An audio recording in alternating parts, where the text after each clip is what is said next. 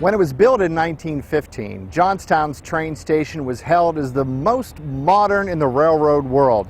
Its architectural style is a classic revival, which is very similar to the Grand Central Station in New York City. Inside are displays that depict the Allegheny Ridge corridor between Johnstown and Hollidaysburg to the east. For many years, the Allegheny Mountains were an obstacle, standing in the way of progress.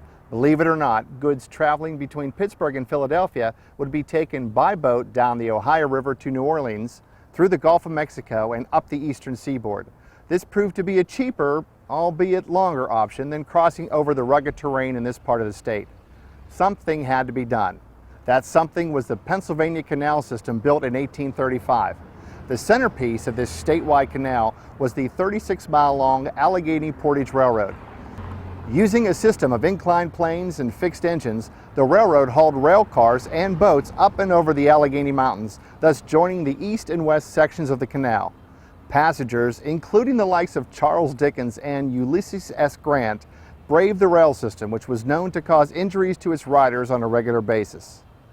The Allegheny Portage Railroad ran for 20 years and was eventually put out of business by the growing Pennsylvania Railroad with its steam locomotives.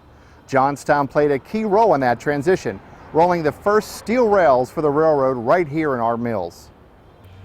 And if you're a fan of American rail history, you'll be glad to know that sections of the Allegheny Portage Railroad still exist under the protection of the National Park Service, and they're just a short drive from downtown Johnstown.